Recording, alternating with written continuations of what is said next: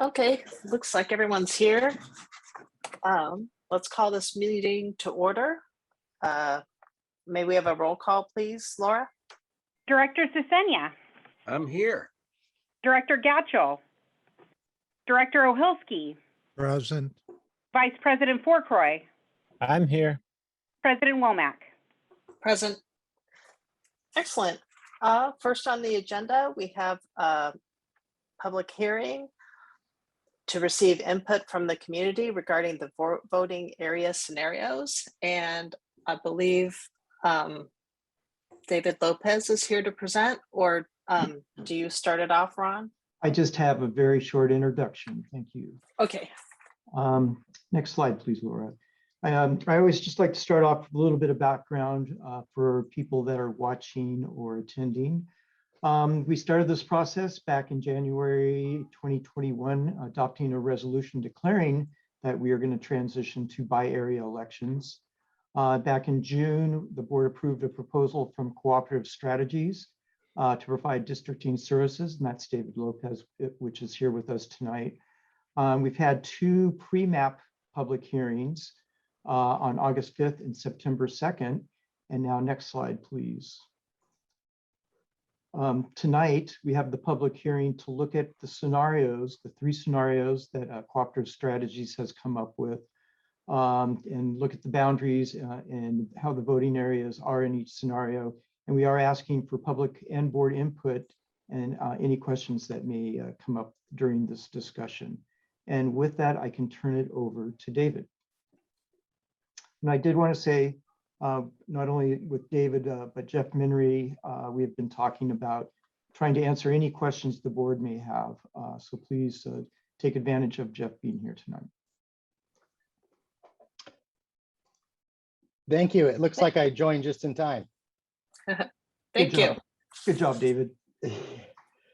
I'm also going to be joined by Andrew Bishop from our shop at some point here soon, but I'm gonna share a screen if I'm not mistaken, or do you have the You should be able to share your screen at any time. And Andrew's here. He just has your name as well on his. Oh, okay.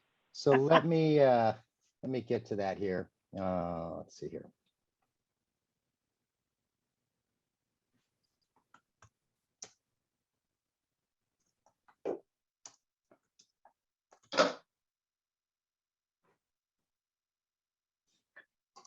Okay, we'll start with the small version in the presentation, if you don't mind, and then we can address the larger map scenarios as they come up here. So let me share this here.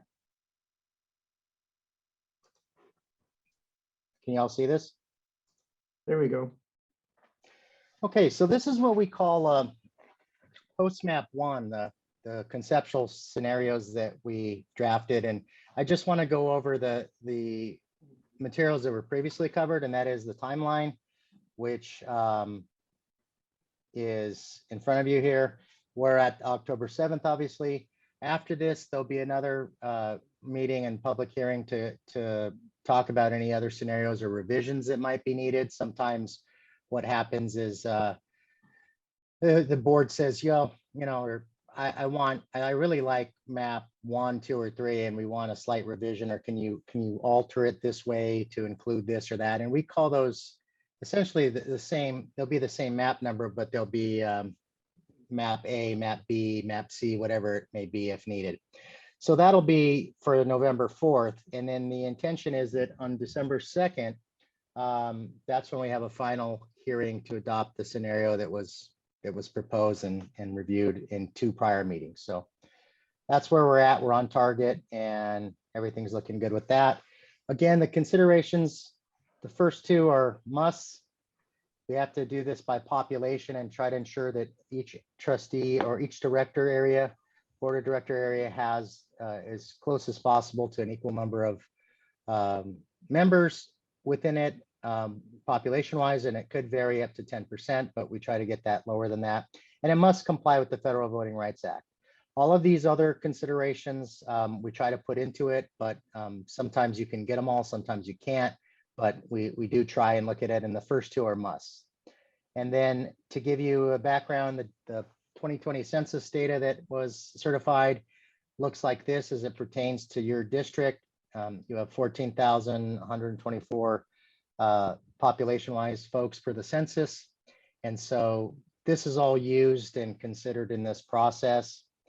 And again, the voting age population estimates, looking at the largest minority group Hispanic, this is the distribution. And this is called CVAP data, which is citizen voting age population data from 2015, 2019. And so sometimes when you see scenarios where you have a population and CVAP data, they don't add up because they're estimates of what the voting age population would be. And we use this solely to ensure that there's no cracking or packing. If there's a majority minority district, it can be taken into account or in other considerations, but that's why this is used. And it's, as I said, it's secondary to the whole population thing when we draw up the scenarios, but it's a very important component to make sure we're in compliance with the Federal Voting Rights Act. We came up with 3 scenarios. And is this map large enough, or would you like to see a even larger map? Can you see this okay? I think larger might be nice. Okay, let me bring that up here and see if it's right underneath here. There we go. Okay, so this is scenario 1. That's better. Thanks. Okay. Mhm. So they're color coordinated by, obviously by areas we numbered them by. Each director or the director's current residents fall within this. This information is the key because it looks at the makeup of each area population wise and the variance to the ideal. If you were to take this and divide it by 5, that would be the perfect number. And then this number is a variance to that ideal number. So area 1, for example, has about 3.5% higher population than the median. And area 3, which is red here, would have about almost 3% less. But overall, the variance is 6.44%. So this complies with the intention of what we're trying to do here. And what we did with this one is we just looked at geographical features and we looked at the census block. It's a very, very, just focused scenario that is looking at population and natural breaks in the census block. So when we did this, each of these areas was drawn up. Obviously, this area has 3 directors in it. We'd have to talk about sequencing, which I understand we will do at some point tonight. And then these folks here have their own area, and there's 2 vacant areas in this scenario. The additional information behind this is as follows. So the ideal population for each one is 2825, and that's what I was mentioning earlier, the variance. And so this top chart is the total population and the breakdown of the ethnicity as reported on the census. And this gives you the total number of each conceptual area for the directors and the population variance between the ideal population. The census also provided age 18 and older. This is only for informational purposes, but it did have that. And I bring that to your attention because the thought here is that if they're 18 and over, there's going to be a lot of the voting age population in there. Whether they vote or not is a different story. But that's why it differs from these estimates here of the citizen voting age population. So this is used to make sure that there's no cracking and packing. This is just informative piece that we have from the 2020 census. And then the top one is just a population breakdown for each area. Does that make sense? Before we go on to some other scenarios? Okay. It does to me. That's scenario 1. And we can go back to these as needed. I just want to go through them all first so that you can see and what was done at each phase here. I'm going to show you scenario 2 here, which was a little bit different because we looked at some different features here. We looked at some different census blocks and shifted some stuff around. We know that this area of the district and this area is probably, these are your most dense areas population wise. But I think these areas have the most opportunity for future growth. I know not so much down here, but that's what we ascertained in looking at, you know, some of the geographical features and the lay of the land. So that's also explains why some areas are much larger than others. But in this particular scenario, the variance is less than 6% in the conceptual board of directors areas we drew up. You have 2 directors in this particular area, area 2, and you have 2 in area 4, 1 here, and again, no incumbents if this was going to be considered. Now, Andrew, maybe you can talk a little bit to this as what I can tell you scenario 3, but this one was a little modification that was done to see how things played out and see if actual features work better. And Andrew, I didn't know if you had any comments as to why you know these were chose population wise, or any light you can shed on the variations between this and 1. It was just trying to piece different parts of the community together using different major roads. I think in the scenario 1, we had used the Pacheco Valley Road as the boundary between 1 and 2. So we focused more on that community north of Pacheco there in the green, and keeping the rural areas on the west together in this scenario, as opposed to using Pacheco Valley as a sole divider there. Yeah, so that's what I recall, but I didn't know if there was other pieces to it. So that's one of the fun things you get to do when you look at this. And again, the population and the census blocks are key. I know sometimes people say, well, this, you know, this is a whole neighborhood here. Can you keep it together? And maybe it doesn't work population wise, and we follow the census blocks that are done. You know, it's not ideal to split these up and then try to figure out who's in what. So that's why the 2 different scenarios here. And almost as an afterthought, we put in the directors here because we wanted to look at all the different options. And in the 3rd scenario we did, we can share this too. This has, like I said, a lesser variance of the scenarios, has about the same breakdown of population across the board distributed. Again, census is reflecting this is population 18 and over, and the estimates of the citizens by voting age population, of course, differs from that.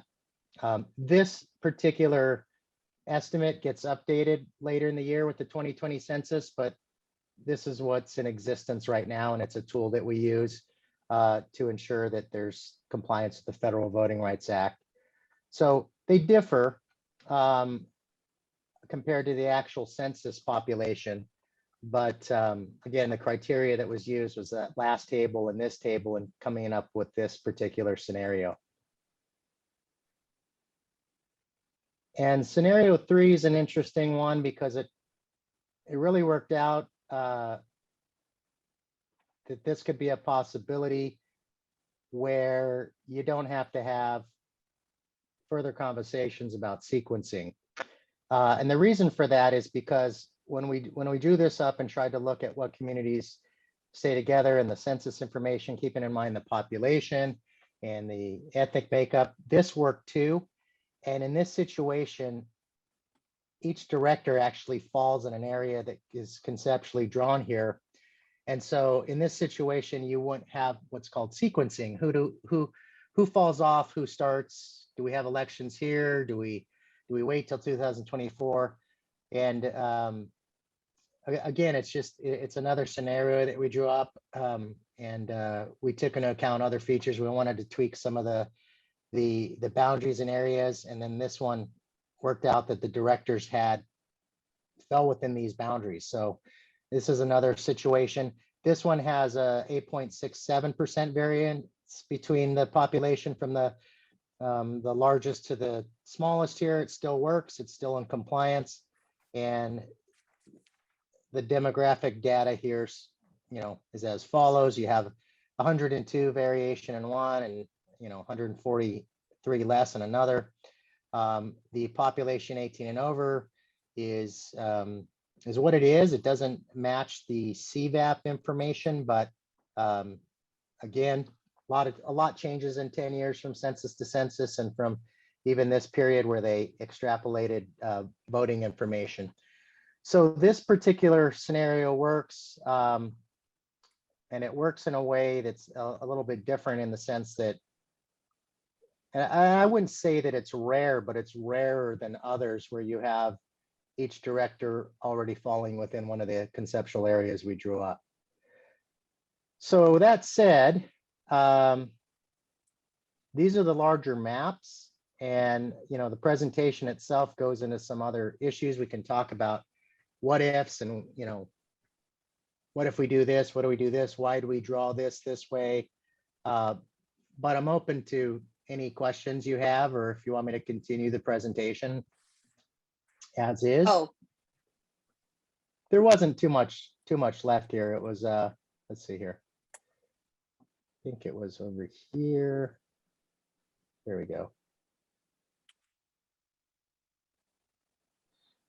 So what we did in the presentation was we looked at each scenario, and then we put CVAP information side by side. So it's the same information, but it's in a different format so that you can see it more clearly. And again, each of these three conceptual areas would be compliant with the CVRA and the Federal Voting Rights Act.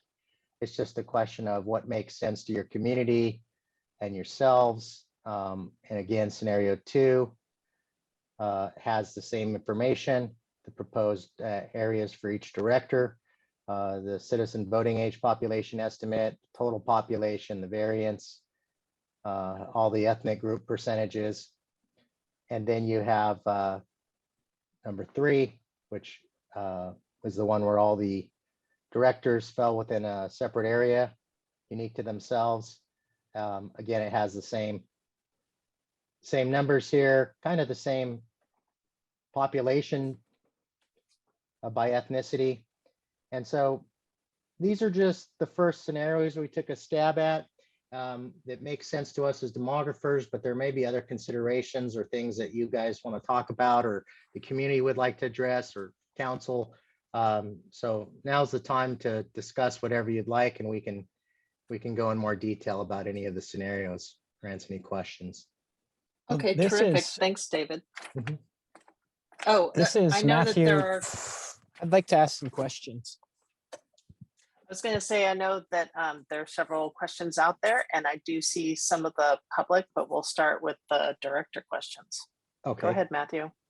Yeah, I wanted to, well, first of all, I'm really glad that we got this study to this point. I think it's really important to understand what our demographics are. But I kind of want to take a higher level look at this. I guess my question revolves around, do we, with at-large elections, with just one district, have a violation of the Federal Voting Rights Act or the CDRA at this point? I mean, your first map that showed our distributions looked like it was fairly homogeneous. And in that case, do we have an issue that needs to be solved with districting? So that's more of a legal question than, we get brought in as demographers. We're doing this across the state right now. And, quite honestly, some districts have less of an ethnic minority presence than others. And,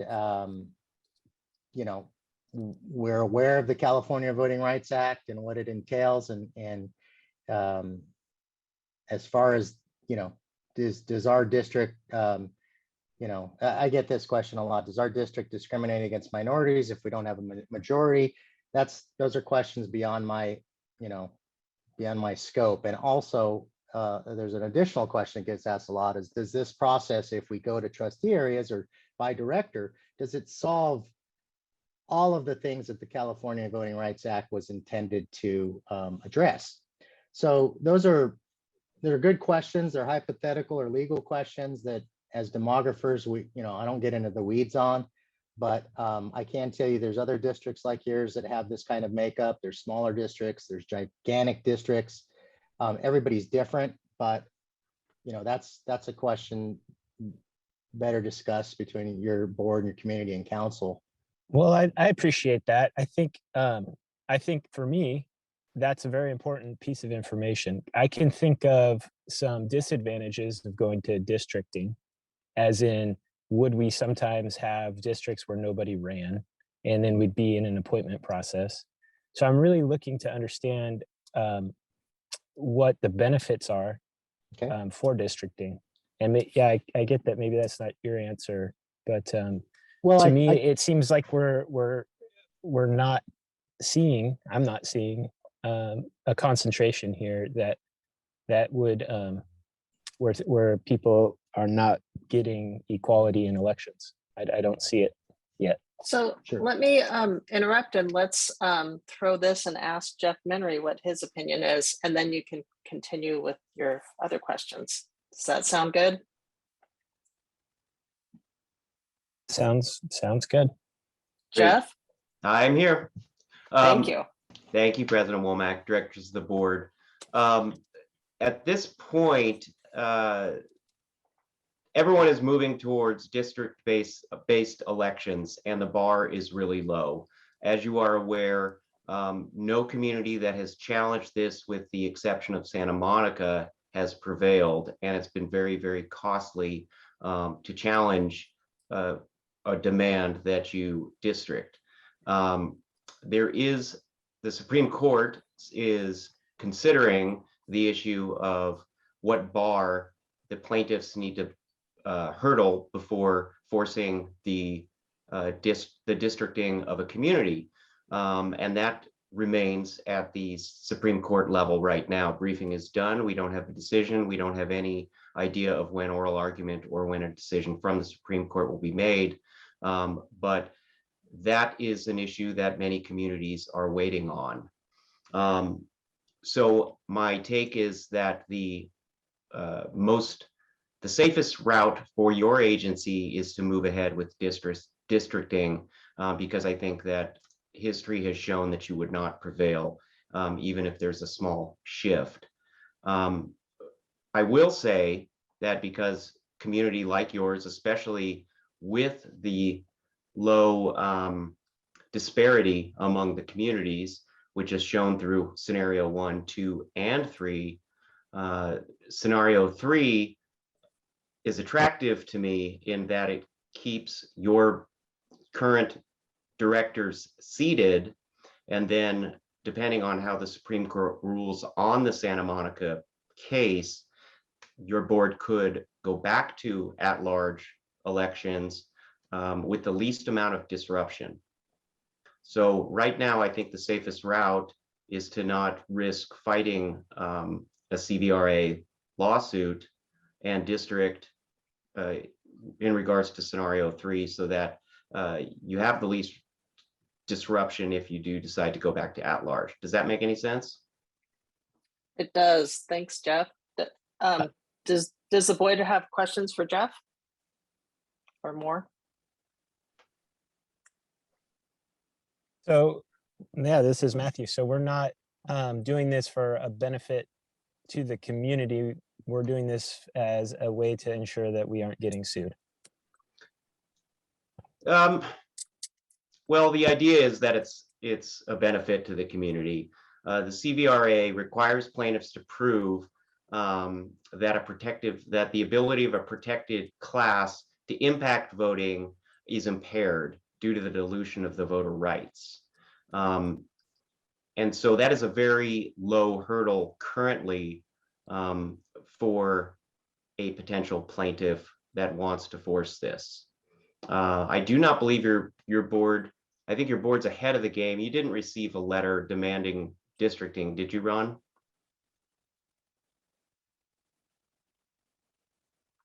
No, we did not, though we had an interested party questioning what route we were going to take. Okay. So what we know and what we knew at the time that your general manager moved forward with bringing this to the board was that if you did not move forward in the direction that you are going, the chances that you would have received a letter which comes with a $30,000 price tag essentially would have put you in this situation anyway. So your general manager moved to bring this ahead now to avoid that cost, which would have ended up essentially bringing us to the same point we are here today.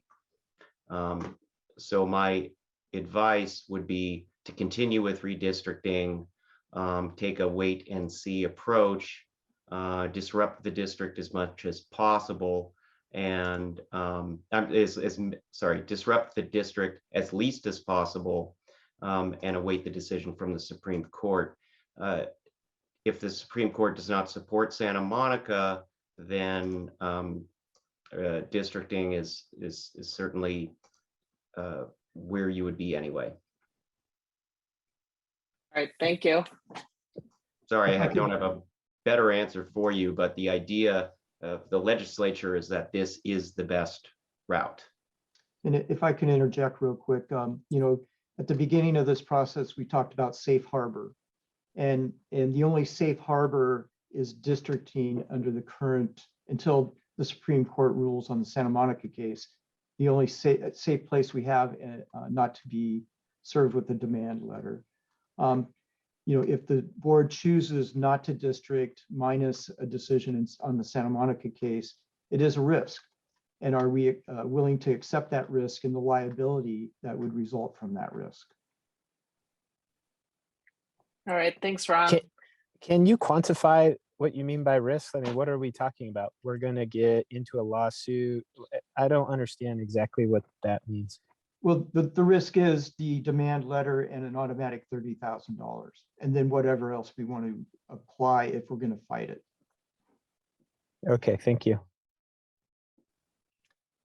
Did you have more questions for our demographers? Matthew? Nope, I'm good. Thank you. Other directors? Yeah, Chris, I did. Okay, please. Yeah, so of all these scenarios, having lived here a long time, I like scenario 1 the best, because the idea of where the directors live shouldn't be a long time consideration, because what this does is it unifies the neighborhoods in our community. So I see these neighborhoods as subsets of the community, and this one accurately represents them to the best of the ability. So the question is, if we do go with this scenario, and assuming that Santa Monica doesn't win the lawsuit, how does it work for these directors that are in the same district? How does that play out? So that's a great question. And I think somebody asked earlier, what happens if we have a vacant area? Right. And those are great questions too. And, I'll reiterate this, what we've seen in the years of creating voting areas like this is that oftentimes, and I've talked to a lot of council, I've never seen a situation where there's a vacancy and nobody runs for it or nobody can get appointed, because what a strange thing happens, I guess it's not so strange, maybe it's counterintuitive, but when areas are dedicated to, this is your voting area, this is your board of director area, we often see that there's more community involvement, and that people who ordinarily wouldn't run would run because this is their neighborhood now, and they feel they have a stake in it, or they have less money that they have to contribute to their election. So it does happen that if there's vacancies that, there's I guess theoretically somebody could not run, or you'd have trouble, and the board would have to appoint somebody to be that board of directors for that area. But we haven't seen it happen in all the years, and I've talked to council everywhere, and nobody has seen it, a situation where you just can't get someone to run. So if that's a consideration, hopefully that story I just told you alleviates it, because it's based on our just observations of doing this and other attorneys who work with us a lot. Now, to your question of how do these current directors, what happens in this area? That's a discussion that's called sequencing, which I'm glad you brought up, because there's different ways to do this. And I'm just going to start with the easiest one because it's fresh in my mind. So let me just point to scenario 2 here. So in this scenario, and I'll go back to 1, I'm not trying to avoid your question. In this scenario, there's a member that's term expires in 2022 and one that expires in 2024. I believe these are the same. There's a 22 and a 24. Yeah. So yes. what I'm going to say for area 4 applies here. And this is fine to have open discussion on how you want to do that if scenario 1 or 2 is chosen. What happens is you could have an election in 2022. Well, what I said earlier, the easiest thing that we usually see a lot is the director that term expires in 2022 falls off, and the current director continues their at-large term until 2024. Once one person drops off, you can hold an election in a vacant area that doesn't have an incumbent. That's one option. The other option with sequencing is that you can have an election in 2022 when the first incumbent's term expires, and they both can run against each other along with whoever else wants to run. If this director whose term expires in 2024 wins, then they get a whole new term and that becomes their area. And none of these areas that are vacant would have an election until somebody else drops off, because you can't have more than 5 people at any time. So if that's one scenario. The other is to have elections in 2022, or like I'm saying, it's 2022. And if this person lost and one of the incumbents here won, this person will still serve at large until 2024. So what happens is you don't have an ability to vote for somebody in these vacant areas until somebody drops and you have 4 people or 3 people. So which one's fair? That's up to you. I've heard people say they're both fair. You know, one has to wait till 2024 to run and then they both run for that area, or you have elections in 2022. And if this person wins, then that's it. They're there for the time they're there. If they lose, they're still serving out their term additional 2 years, but it's going to be at large. Does that make sense? Yeah. I think I'm a little lost. Did I confuse you? Yes, you did. Okay. Let me ask a question. Just keep this scenario 2, even though I like scenario 1. So let's say that one of the directors decides to not run for reelection in 2022. Okay. Then what happens?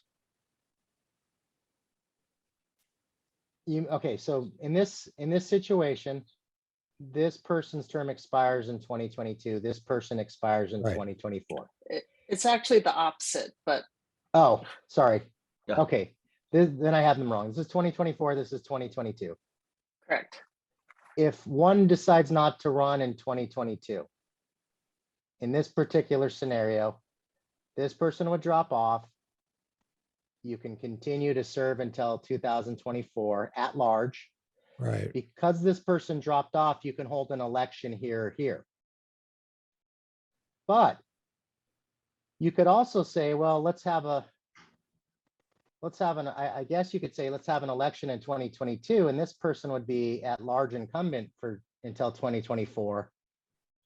But then, and they could be thrown into the election. They can say, wait a minute, if I lose, I'm an incumbent till 2024, somebody else runs and they win, or this person and somebody unknown can run who resides in this area in 2022, and then this clock resets for this person because their incumbency changes now. They've won and they become this trustee area.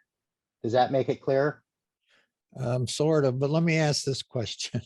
So let's say this first election is going to be in 2022, okay? Mm-hmm. And can we just, as a board, basically say we're having elections in all 5 districts with 2 of them having 2-year terms and 3 of them having 4-year terms. And that way it's all resolved in 2022.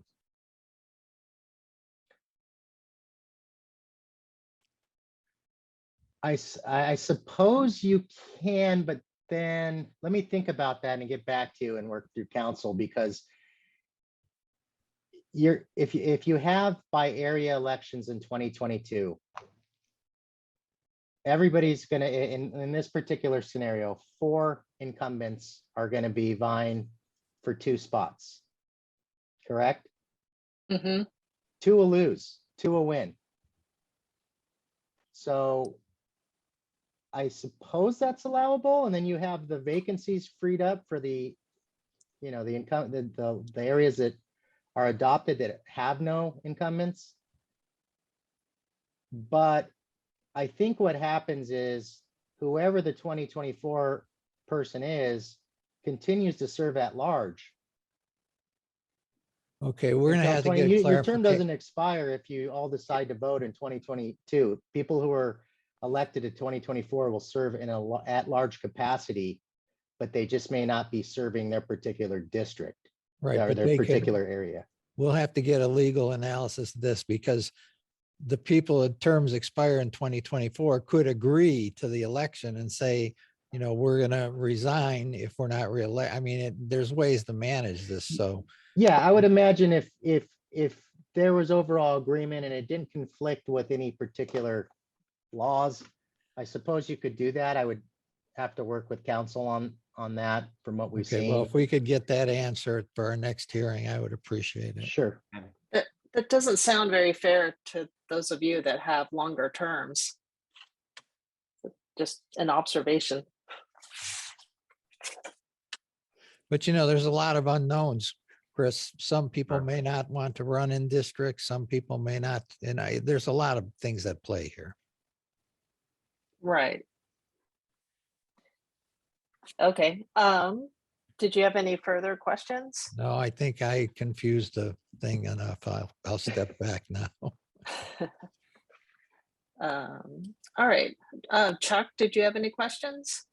No, I'm just trying to sort through this all, and area 3 is the one that just problematically comes to me, because you've got areas east and west of South Bay Boulevard that are very different, high density, multifamily areas to the west of South Bay Boulevard, and big, large rural communities to the east.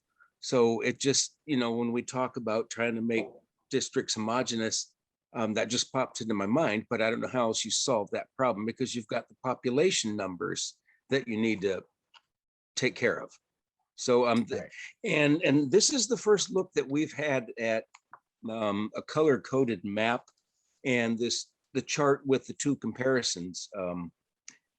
And I wish we'd have had that in our packet ahead of time to maybe help us see this better. This is a little more complicated than I had expected. And that's it for now.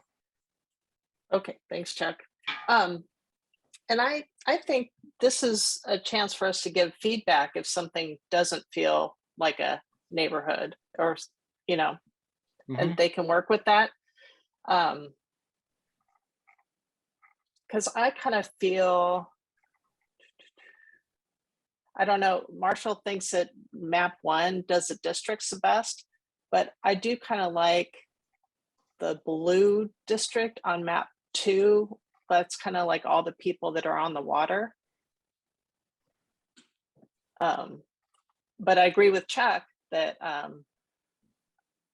I think the areas to the east that have bigger lots, that feels more like a neighborhood and shouldn't be chopped in half by Los Osos Valley Road.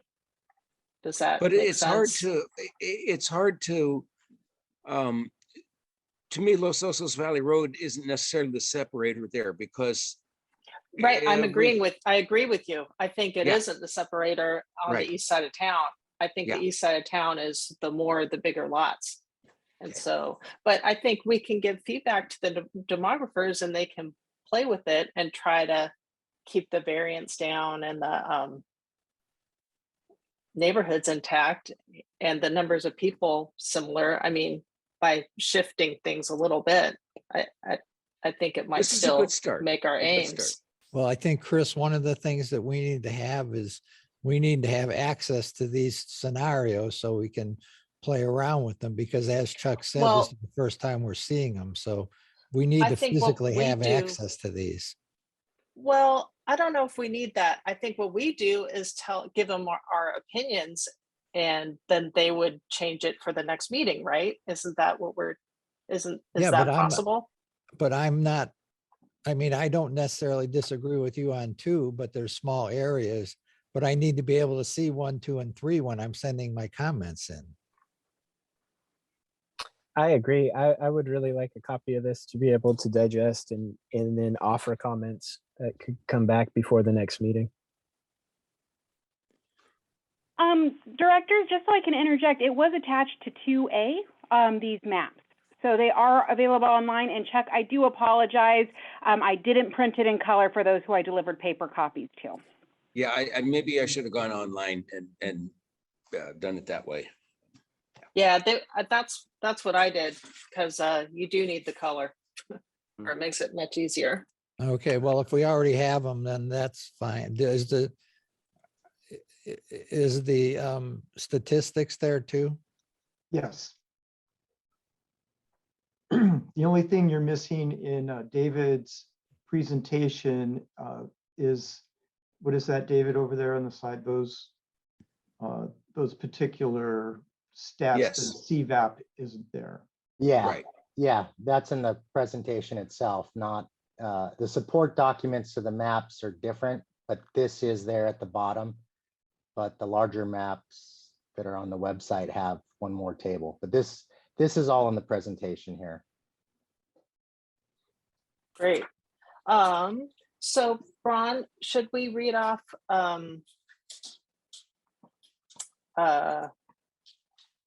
Troy's questions, and then I'll do mine?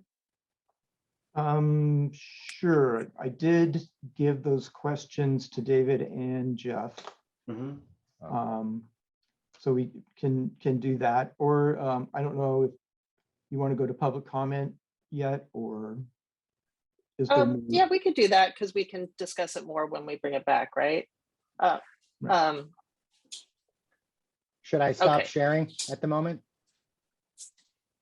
No, I'd keep sharing. Okay. Yeah, I like the maps. I think keep the maps up for people to give their feedback. Okay. Yeah, let's go ahead and open public comment. All right, and David and Andrew, we will wait until after public comment is finished before we answer. If you'd like to make a public comment and you're on your phone, please dial *9. If you're on your computer, please raise your hand, or you can ask a question in the question and answer box, and I will read those. First, from Bella, she says, how long is the current term for an elected member, and what is the goal of redistributing the demographic? There is an anonymous attendee that says, I will run for my District 4. I encourage you to get young people more involved. Why is a lack of community involvement the main issue? Engage with us. As a member of the public, why is term length an issue, especially when you're implying that no one will run? And is it on your website? And yes, the staff report is on our website under the Board of Directors meeting as agenda item 2A. And there is no other public comment at this time. All right. Thanks for the public comment.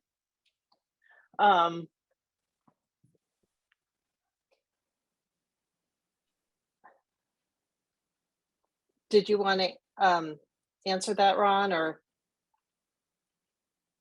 I'm not quite sure how. I would have to hear Bella's comment again. There's several things packed into that. Bella's comment was, how long is the current term for elected members, and what is the goal of redistributing the demographic? Okay, so the current term is 4 years. And they're staggered between directors. Right, so there's three seats up this coming election, and then for 2022, and then in 2024 there are 2 seats. but they're all 4-year terms. And Then the purpose of districting is, and David, you might be able to give me a better terminology for the California Voter Rights Act, if you don't mind. Well, you mean the purpose of drawing up trustee voting areas or director voting areas is Right, the to, purpose of the California Voter Rights Act.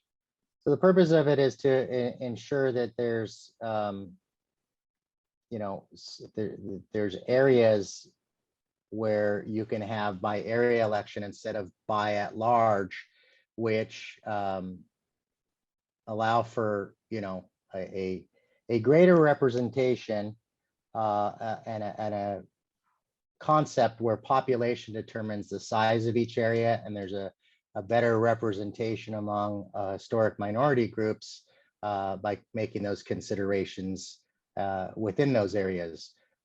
So if you want to look at it in a simple way as it relates to your district, you know, you have at large now, but if you have by district voting areas, it's something that you can grow to the future with as your demographics change, something to look at, but mainly it divides each area by as equal as possible of population so that people can represent their, you know, I like to say the neighborhood where they walk their dogs, and it also takes into account any issues with the voting equality and inequity with historical minority groups. Whether or not you have enough of them or a sizable population to, you know, to make everyone happy according to the California Voting Rights Act is a different story, but it's set up to be handled that way by population and have a distinct area, and then make considerations towards the ethnic groups in your or historically disadvantaged ethnic groups within your community. Thank you.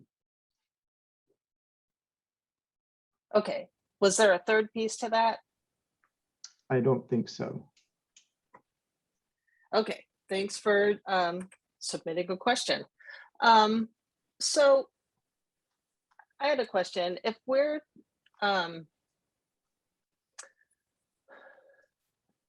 trying to encourage ethnic minority groups to be able to have a seat, then would we try to make a district have more of those ethnic minority groups? Or it seems like all the areas are pretty even ethnically. Yeah, whenever you can, when you look at a community and you say, hey, we can create a majority minority district there because of how the population shapes up within the district. That's something that we will strive to do. Your community has a spread of folks that really wouldn't allow us to put them all in one area that makes any geographical sense, any even common sense in some cases. And if we were to carve a snake-like figure throughout your district to capture them all, then that's pretty much tantamount to gerrymandering. And that's not, you know, that's not the spirit or intent of the CVRA. Now, other communities, it's clear as day. I'm going to a meeting next week for 3 days. It's going to be community meetings and engagement, and they have distinct, they're classic California towns where you have this side of the railroad track and this side. Right, And so it like makes Santa Rosa? It makes it much, well, it makes it as challenging, but it also makes it easier to show such demographics to people, and there's less feedback that we typically get as to why we're doing this. But there are a lot of communities in California, much like yours, where, you know, you don't have a significant population of what's considered a historic minority group that you can make a majority minority district, and but you're still drawing these up in compliance with the CVRA as counsel, and some of you know, because there's a lot of plaintiffs attorneys out there that are challenging districts like yourself. Thank you. That answers that question. I guess like if we were to try to kind of do one that wasn't gerrymandering, it might be more the center of town. Like that would be an area. Like right here. Yeah. Yeah, and You an know, interesting thing that I should probably tell you, and Andrew can speak to this in more detail if I'm not making sense. You know, a lot of times we propose these and somebody says, well, here, this area north of Highland, that's all one area. That's one neighborhood. You should make it green. Well, then that adjusts the population, and then yellow has to grab a piece from red has to grab a piece from purple grabs a piece from blue cuts. It's not always as simple as let's just follow this and cut it out, because we have to see what the population. We also follow the census blocks here too. I mean, these are census blocks. The bigger ones generally are less population, or they're rural, or they're marshlands, a million things, right? So we take into account that, and that's why some of them stop where they do.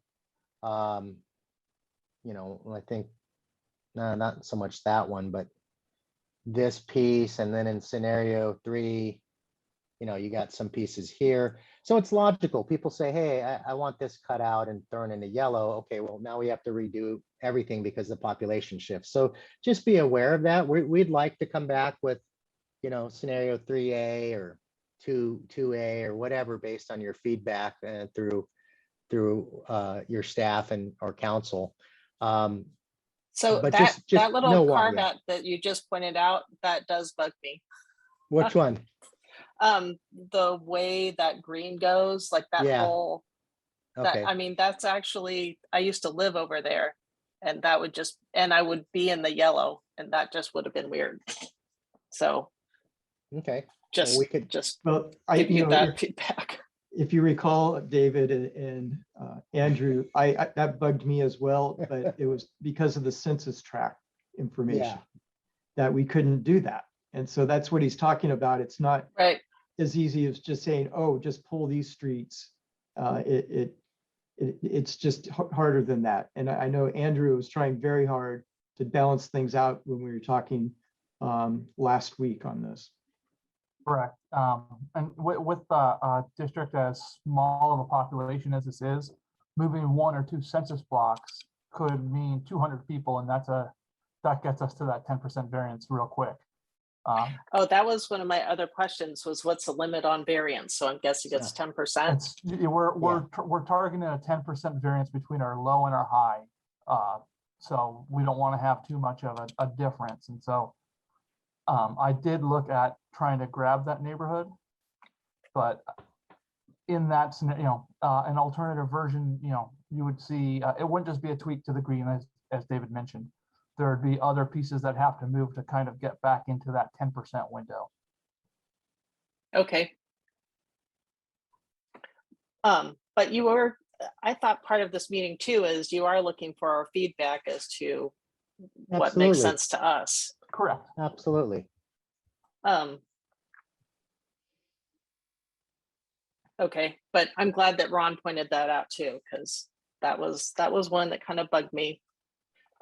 We can The certainly other part look, is, we can certainly burn the midnight oil and see if we can put those 2 in another, clean that up for scenario 3. But, like I said, the chances are there's going to be 4 other shifts, and hopefully nobody has a problem with those shifts when we clean up that. But we can certainly run that and see if there's something else that can be done. right, or go back to scenario 1 and can we tweak that one? So here's scenario 1. What would you propose? Well, you know what I like? I guess it's easier for me to compare scenario 2, where they kind of have all the Santa Isabel, things north of Santa Isabel. To me, like those are all on the water. Okay. Like, can you, like, what would it look like, say, if you use Santa Maria instead of Santa Isabel, and maybe Pismo instead of Ramona. No. That doesn't make any sense, Christine. Ramona's the splitter there. So what would happen if you see where that little green thing is down in the yellow zone there? Yeah, that's weird. See, if we could move that out of there, then I think I would like this one. Andrew, do you remember how much population was in here? No, we needed to grab it to balance it. I don't recall, but if you all give me a minute, I can pull up my information here.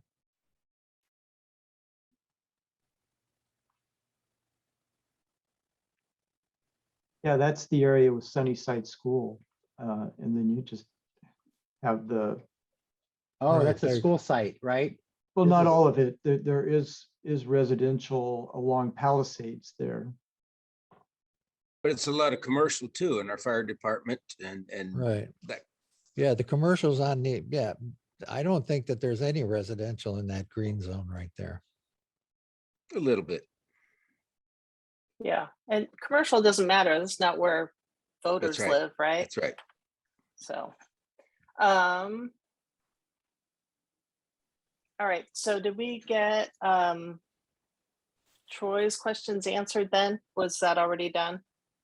I think most of Troy's questions were answered because they're about sequencing. I can pull up his, I don't have those right here in front of me. Hang on.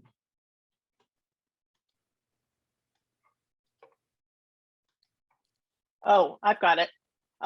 If there are no candidates running in a district during an election cycle, how is that handled? Maybe that was answered. Right. Yeah, that's the interesting, to me, it's interesting. That in our experience and that of many council we worked with, it gets asked a lot, but we've never seen it in practice happen. Especially Okay. once the trustee areas are created, because it gives that, that neighborhood feel, it cuts the cost of running for election, and suddenly people who may not have considered running ever before are incentivized to want to cover their area. Yeah, and I totally understand that, David, but we have LOCAC, which is our local advisory council, Mhm. and they run theirs in districts, and there's been more times than not that there's been nobody running in certain districts and multiple peoples in other districts. So we've had a good experience. Now, obviously, that's not the same level of government as that because it's an advisory council, but still, Mhm. that's something that we're concerned about. Absolutely. And I do appreciate your comments about, Sure. cheaper to run and incentivizing and et cetera. So. Yeah, and There's No. one big difference though, is that the LOCAC election is held by itself. It's on its own. It's the only thing on the ballot. It's at the community center. CSD election is part of a general election, which includes at times presidential elections, statewide elections. It's just a higher profile. And so you're going to get more interest. It's a shame that LOCAC has to struggle like they do. It really, really is. And I'm not disagreeing with you, Chuck. I'm just stating that that's been a concern that's been expressed. It has been. But I think the fact that we are part of a general election just gives it a higher profile. Yeah, and in the event, you guys were the one. I'm sure there have been in the past, not any that we've seen recently, but in the event that you adopted one of these scenarios and you had vacancies, and then there was an election and nobody ran for that voting area, the board has the ability to appoint someone who resides within that area to be the director. Some civic leader, teacher, nurse, whatever. Right. And- The seat won't go unfilled. Correct. Right. Yeah. But I know it's nice and clean if somebody runs and Yeah. you don't have that problem. Yeah, the only issue there is if the board can't agree on a replacement, then the board of supervisors would name that person, which we don't want to have happen. Yeah. Hmm. Okay, I'm looking at Troy's comments.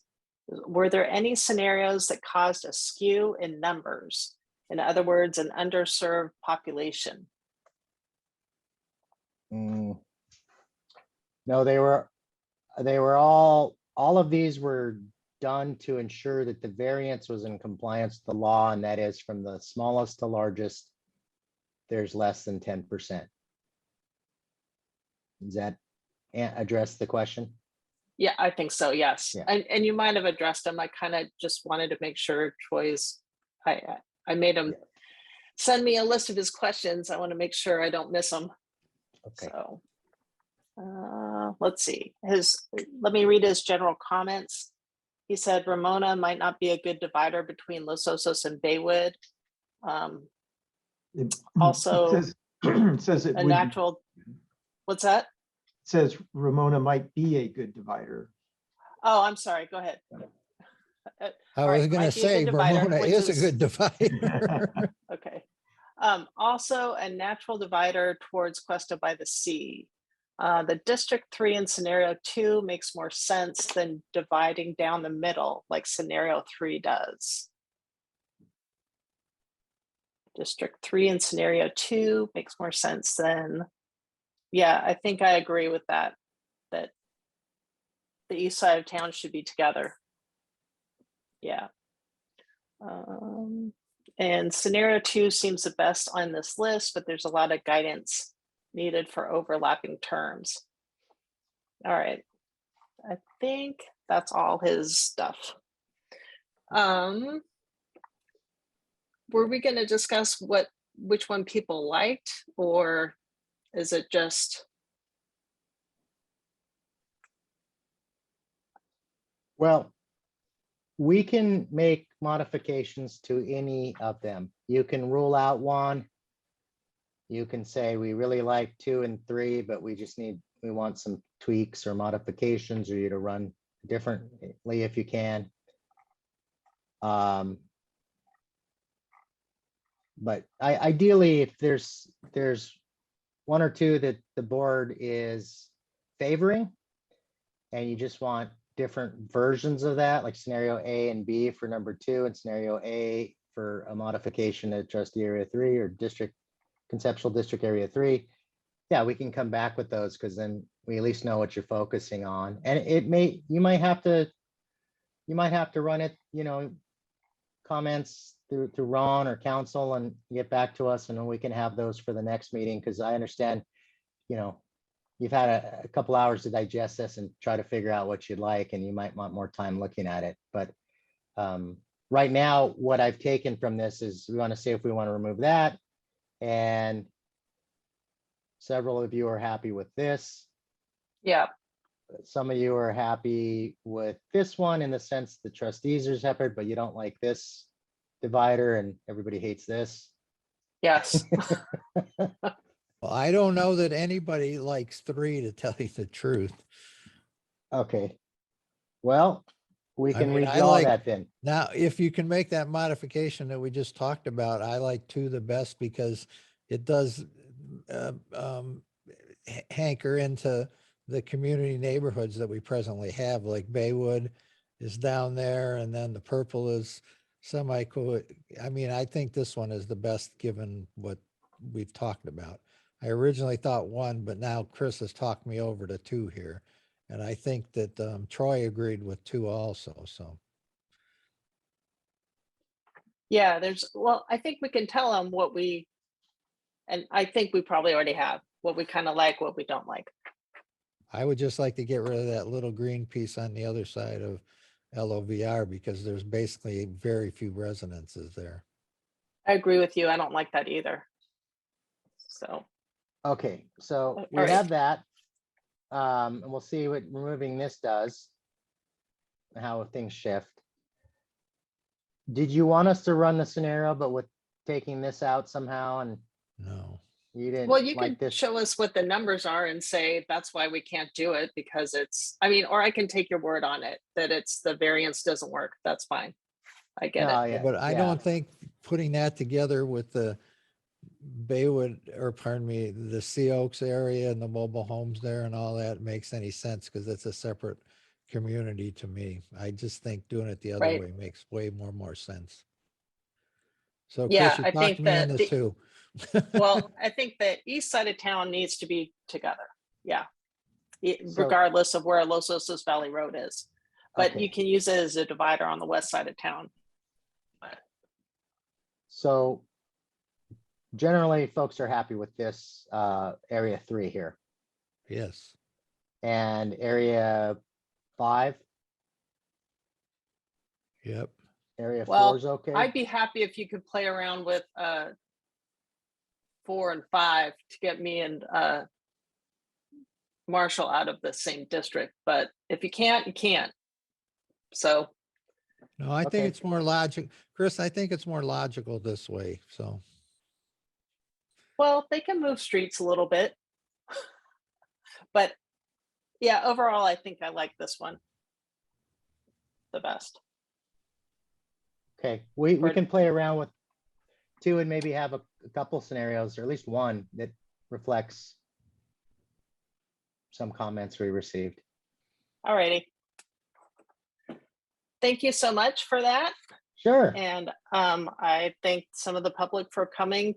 I mean, I think it's best with more public comment. And so I'm glad some public showed up. And I guess we'll wrap this part up. Okay. Thank you. Thanks both of you for coming. We'll see Thank you you next all. month. Yes, There- the fun continues. Take care. All right. Bye. Let's open it up for public comment for items not on the agenda.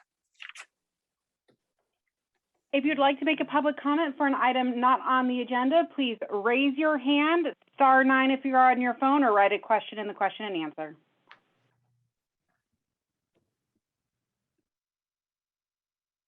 There's no public comment at this time. All right, thank you. And administrative and committee reports. Do we have Paul Province? Or are they busy with fires? I'm here. Paul's here. Oh, right on. Well, I'm so glad you're here.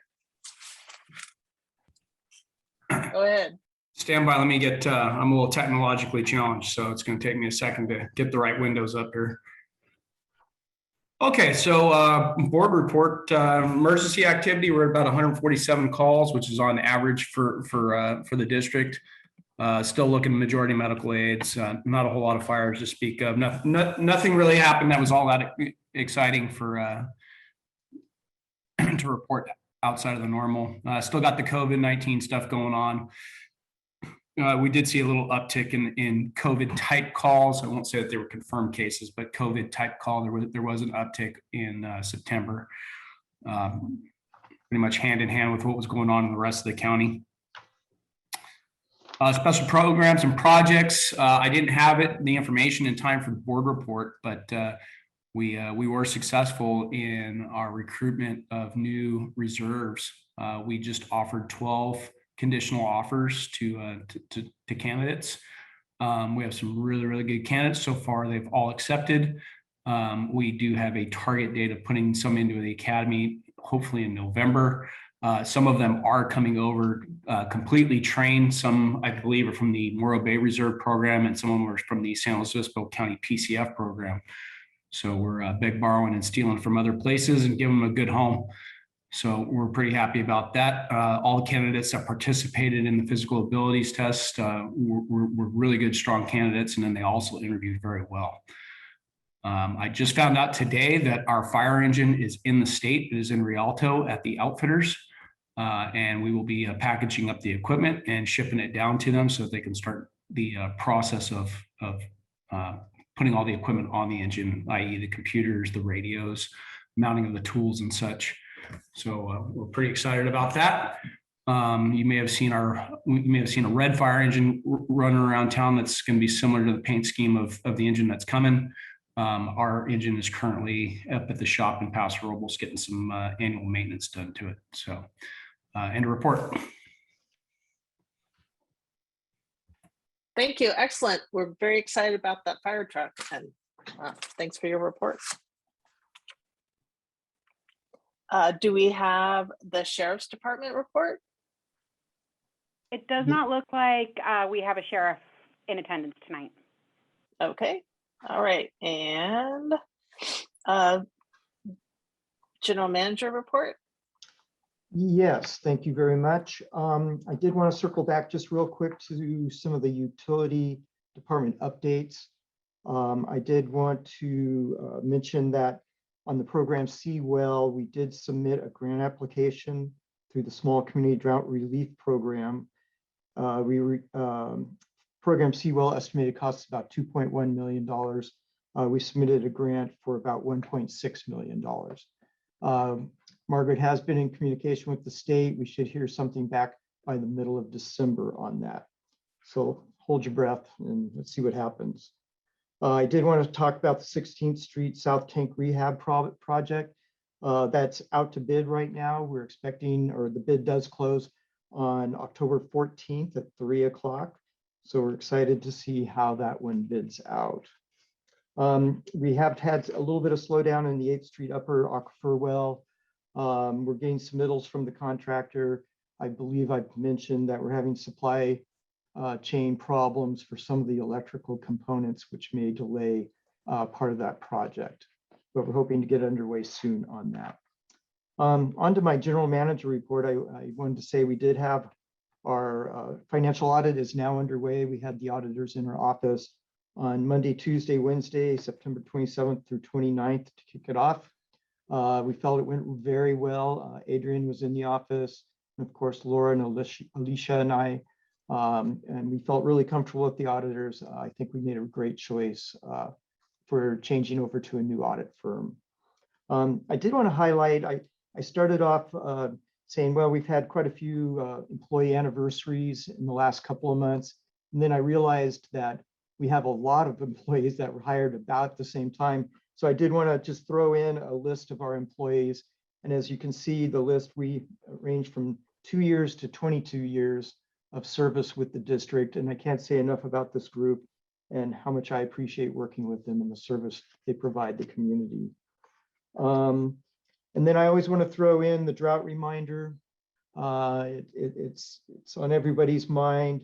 If you did look at our the data in the utilities report, water use for this August compared to last August was down about 9%. So the community is responding, and we're very happy about that. Just please, everyone, continue to conserve.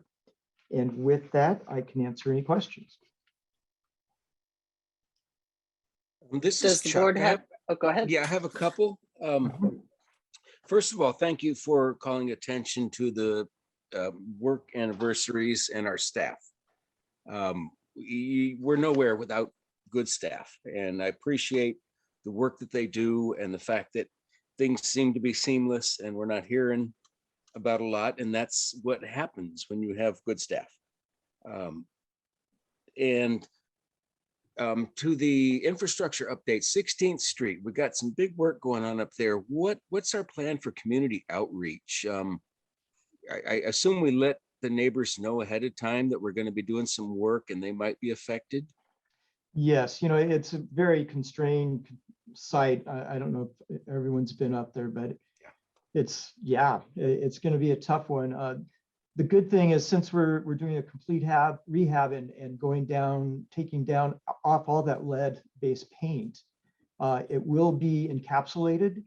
And so a lot of the work will be, you know, the sounds of the work will be muffled by that encapsulation and the collection of that. But we will do outreach, definitely some door hangers up there, maybe or flyers, just to give the residents up there on that hill a heads up on what's going on. A good point, Chuck. Yeah, that's good. I mean, we've done rehab work up there before, and they're used to us being there. And you know, we always try and plant a visual screen, whatever we can do to fit in. I just want to make sure we're doing that. And again, on the utilities department report, remind me again, the 3rd Street well, upper aquifer or lower aquifer well? That is an upper aquifer. It's in Zone C. It's Okay, an anomaly. I assume It Yeah. had to be. And That we're able to tap it still, even if we've had to cut back Palisades and 8th Street. Okay. yeah, and no seawater intrusion. It's just one of those odd geologic formations right there.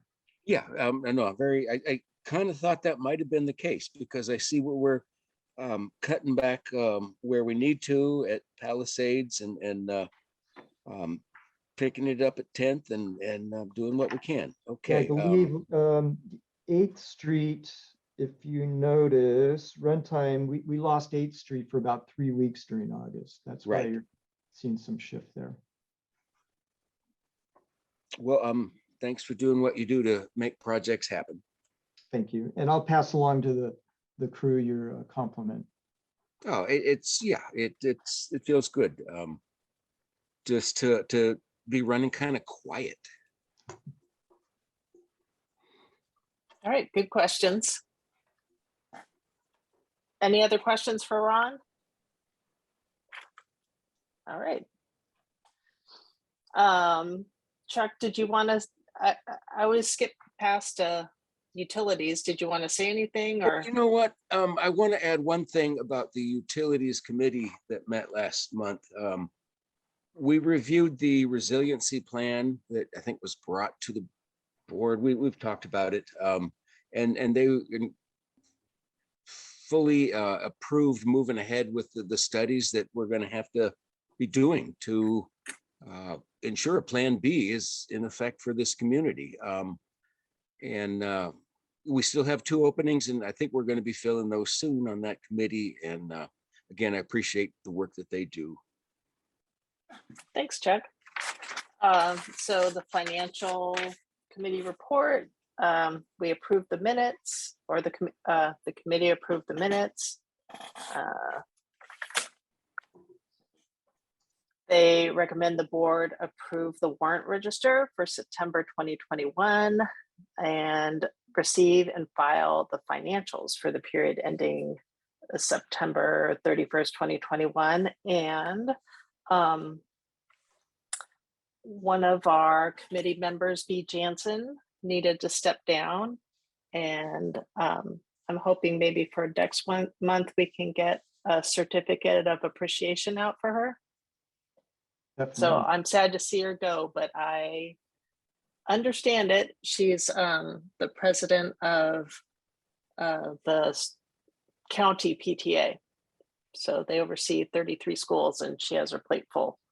Oh, Chuck, you need a new person on finance. I thank you for the suggestion about the certificate of appreciation. We need to do as much as we can to support committee members. They volunteer for this kind of thing, and yeah, that's a good idea. And thank you for that reminder. Great. All right. And let's see, there's no ESAC. Am I missing any meetings?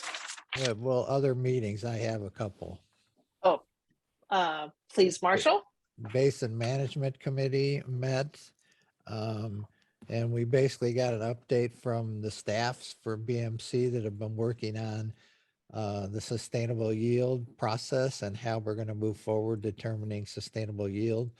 And I thought it was a very good discussion and good direction given back to the working group, and we'll have a substantive report at our next meeting.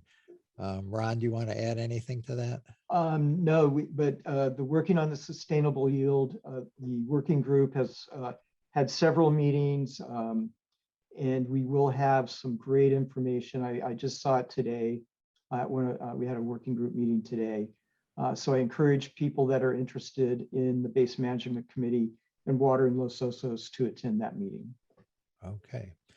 Then the CSDA, we had our meeting, seemed like a long time ago, but it wasn't. Was it We had- Wednesday or It Tuesday? was Tuesday. It was this week. Yes. It was Tuesday. I want to thank Laura very, very much for putting it together. We had really good attendance. It was done remotely. We had Rob Fitzroy, who's the new executive director of LAFCO for the county. gave a very, very interesting presentation, giving a LAFCO 101 or LAFCO for dummies, however you want to look at it, which was very good. And then giving an update on how the process is working for the districts that are up for review, et cetera, in the upcoming year. And then we had a discussion about our IWMA representative, because that's situations in flux because of the county withdrawing from that because of the the styrene ban, but I don't want to get into that. So we have 2 candidates for the alternate seat that we'll be looking at for election at our next meeting. And Laura, do you have anything to add to that? And I do want to give you a big pat on the back because I thought you did an awesome job. Thank you very much. And I don't have anything to add. You covered it greatly. Oh boy, I'm on a roll now. Those are the only 2 things I have to add, Chris, though. Great, thank you. Okay, we don't have any previously asked questions, do we? We do not. Okay, so is there anything do any board members want to pull anything from the consent agenda? I have to ask a question here, Mr. Minery, if I Yes. can. Of course. So I'm fine with the whole consent agenda, but with the providing the recycled water to the Audubon Society, I'm their attorney. It's pro bono. I don't get paid for it, but I just want to have no vision of any conflict. So I'm not going to vote on that item. Mhm. I'll vote on all the other items. So do I need to pull that item, Jeff, or can I just say yes for everything but H? Why don't we just note for the record that any vote for the consent item agenda as a whole, you are abstaining from item 6H. Yep, that would be fine. I just want to make sure it's clear what I'm doing. Okay, we'll make it clear in the minutes. Okay, thank you. All right, good idea. And Christine, can I jump in here real quick? Yes, please. We discovered some typos for the minutes. It should be September 9th and September 29th on 6B. It should be for 6C, September 2021, and on 6D, it should be September 31st, or yeah, 31st or 30th, 2021. We No, apologize. it would be through August, Ron. Oh, I'm sorry, August. Yes. Okay, I'm glad you found that so we can vote on the corrected consent agenda. I do apologize for that. It is correct in the staff report.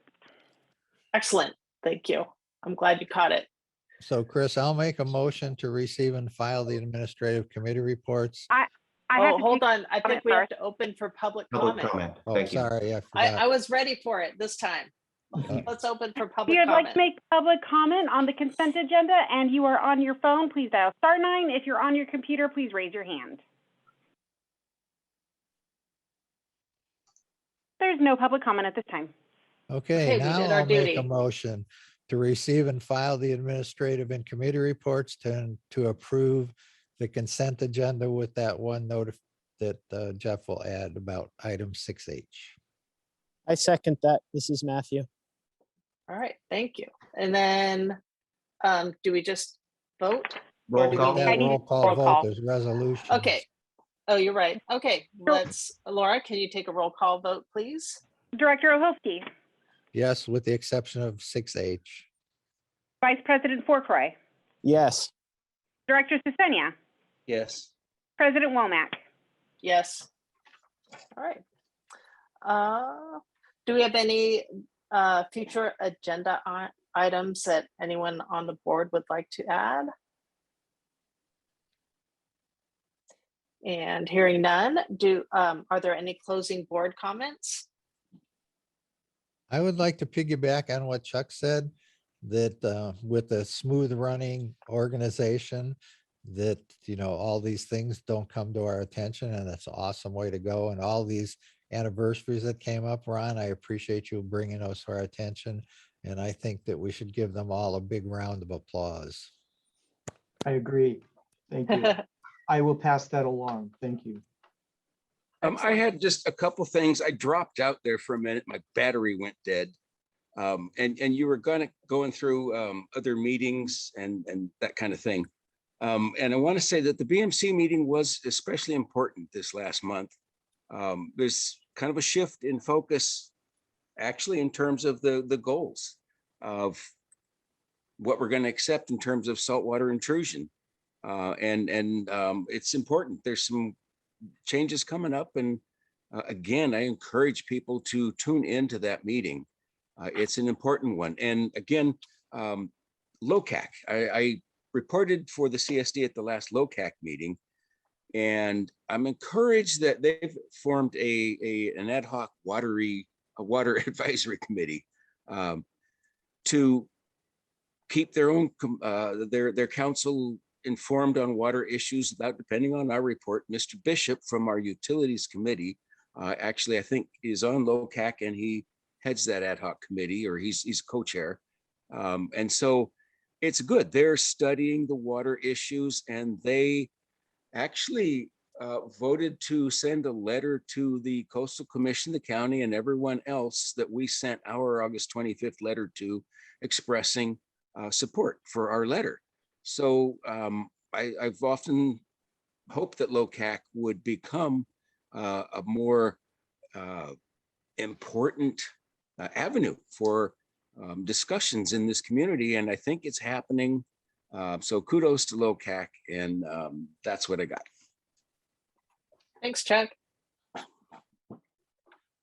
And thank you, Matthew? Christina Marshall, for the dialogue about the districting today. This is a complicated issue. Matthew had good questions. It's not a simple thing, and we want to make sure we do this right. And I appreciate the engagement from the rest of the directors. Thank you. Yeah, thanks, Chuck. All right. Well, I'm glad that we had some public give us a little bit of input on this meeting. I hope that we'll get more, since we have 2 more discussions on the districting. The more feedback we get from the public, the better. I'd like to thank the demographers for their presentation, and thank the directors for their service, and thanks for Jeff for coming in and helping us wade through the legal issues and what are potential, trying to keep us out of the pitfalls of getting sued. And thank you for all the work that our staff does. Ron and Laura, you just make the meetings run very smoothly. So thanks to all, and I adjourn the meeting. Good night, everyone. Thanks, everyone. Good night. Take care. Thank you.